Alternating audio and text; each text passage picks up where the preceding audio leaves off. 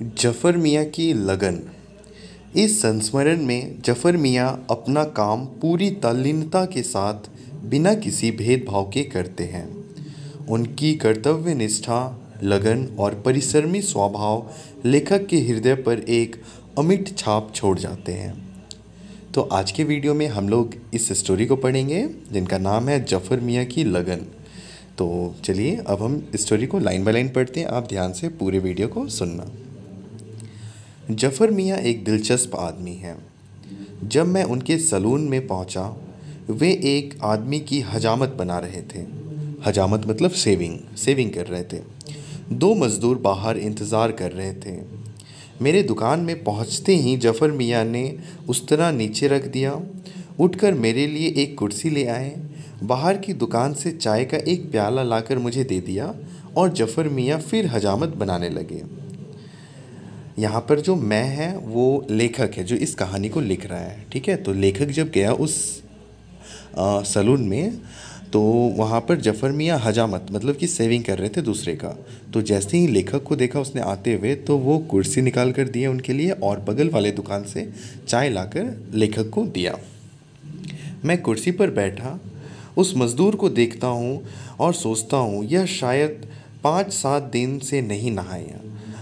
बालों में बुरादा और रेत भरी है, गर्दन काली हो रही है और तो और मुंह पर भी धूल साफ दिखाई दे रही है। तो यहाँ लेखक बैठकर उस दोनों मज़दूर को देखता है जो बाहर बैठा हुआ है। तो लेखक देखता है कि दोनों ऐसा लग रहा है कि 7-8 दिन से नहाया नहीं है और उनके बाल पूरे बिखर चुके हैं और उनमें रेत भरी हुई है। रेत मतलब मिट्टी भरी हुई है और बालू भरे हुए हैं और गर्दन भी उनकी काली हो चुकी है और तो और मुंह भी धूल साफ दिखाई दे रहा है और मतलब फेस पे भी बहुत सारा डस्ट दिखाई दे रहा है। पर जफ़र साहब बड़ी लगन से उनके बाल काट रहे हैं। वैसे वह नूरजहाँ का सगा भाई हो। कभी कंधे से नापते हैं, कभी ऊपर से देखते हैं और फिर फुर फुर कर 2-4 कैंची मारते हैं। मैं देख रहा हूँ कि जफ़र मियाँ बालों की कटाई में इतनी लीन हैं कि उन्हें यह भी याद नहीं कि मैं वहाँ बैठा हूँ। वे बालों की कटाई को अपने ज्ञान और कला की चरम सीमा तक पहुँचाना चाहते हैं। वे यह भी नहीं सोचते कि इस मज़दूर की स्थिति ऐसी नहीं है कि वह इन बालों को ठीक ठाक रख सके। मैं सोच रहा हूँ कि संभवत वह मज़दूर हजामत के बाद आज नहाएगा। और लेखक यहाँ पे बैठ के उस मज़दूर के बारे में सोच रहा है कि आज जब ये सेविंग करवाएगा और हेयर कट करवाएगा, तो यहाँ से जाने के बाद यह मज़दूर नहाएगा, बालों में तेल डाल कंघा करेगा और बाल अपना कंघी से सेट करेगा। फिर इनमें धूल और बुरादा भर जाएगा और उसके बाल ऐसे ही उलझ जाएंगे जैसा आज उलझे हुए हैं। और फिर लेखक सोच रहा है कि कल फिर इसका बाल सेम कंडीशन में हो जाएगा जैसे पहले था।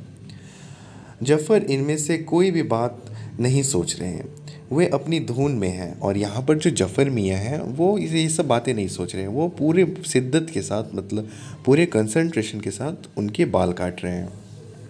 वो अपनी धुन में हैं। वे उलझे बाल सुलझाते हैं और कंघा बढ़ाते हैं, फिर झुककर बालों का मिलान करते हैं, कभी बालों को उभार कर, कभी इधर और कभी उधर। जफ़र की निगाह एक एक बाल के मिलन पर है, जैसे कोई इंजीनियर पुल के खंभों का मिलान देख रहा हो।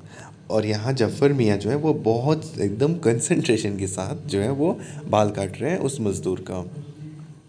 कटिंग पूरी होने पर जफ़र बोले, लो सरकार, कट गए आपके बाल। अब उन्होंने उठाया ब्रश और जुट गए हजामत पर। फिर वही तालीनता, एक हाथ सीधी तो एक उल्टा। कलम से लेकर मूँछों की छटाई तक वे काम उन्होंने पूरी दक्षता से किए। मतलब कि अपना काम फिर जब एक का हो गया, फिर दूसरे का भी काम वो सेम कंसंट्रेशन के साथ किए। 20 मिनट से ज़्यादा मैं जफ़र की इस तालीनता को देखता रहा और 20 मिनट से ज़्यादा हो गए लेखक सैलून में ही बैठे हुए हैं और लेखक जफ़र मियाँ को देख रहे हैं। सच तो यह है कि जफ़र इस मज़दूर की बाल में लीन थे और मैं जफ़र में। पैसे देकर जब वह चला गया तो कुर्सी पर बैठते हुए मैंने कहा, जफ़र मियाँ, तुम तो उस मज़दूर से ऐसे लिपटे जैसे जिले का कलेक्टर तुम्हारी दुकान पर आ बैठा हो। फिर लेखक बोला जफ़र मियाँ को कि जफ़र मियाँ, तुम तो उस मज़दूर के बाल ऐसे काट रहे थे जैसे कि कोई जिले का जो सबसे बड़ा ये कलेक्टर होता है। कलेक्टर मतलब एक ऑफिसर, वह ऑफिसर आके तुम्हारी दुकान पे बैठकर बाल कटवा रहे हो। जफ़र ने जो जवाब दिया उसके आगे उससे आगरे का पेठा और दिल्ली का सोहन हलवा दोनों फीका पड़ गए। बोले, बाबूजी, मेरे लिए तो जो इस कुर्सी पर बैठता है वही कलेक्टर है। फिर जफ़र मियाँ बोले कि इस कुर्सी पर जो भी बैठ जाता है बाल कटाने के लिए वह मेरे लिए कलेक्टर है। मैं स्मृतियों की सरिता में बहने लगा, ऐसे खोया कि जफ़र की आवाज़ से चौंक पड़ा। लो सरकार बन गई हजामत। और फिर लेखक भी अपना बाल कटवाया और जफ़र मियाँ बोले कि लो सरकार हो गए हजामत, मतलब हो गया आपका सेविंग। मैं इधर उठ रहा हूँ उस कुर्सी से और उधर मेरे सामने उतरती जा रही है जीवन वेद की यह ऋचा। हर एक नागरिक में अपने काम के लिए चाव हो, लगन हो, श्रम के प्रति श्रद्धा और ईमानदारी हो। इस भाव का जागरण ही राष्ट्र की जीवन शक्ति को सर्वोत्तम मापदंड है। तो इस स्टोरी से लेखक यह बताना चाह रहे हैं हम लोग को कि लाइफ में कोई भी काम ना छोटा नहीं होता। हर एक काम का अपना इम्पोर्टेंस होता है और आप जो भी काम करो उस पर पूरे दिल और मेहनत से, मतलब लगन के साथ उस काम को करो। ठीक है, आई होप आपको ये स्टोरी पसंद आया होगा। और लेखक का नाम है कन्हैया लाल मिश्र प्रभाकर। ठीक है, मैं मिलता हूँ आपसे अब नेक्स्ट स्टोरी में।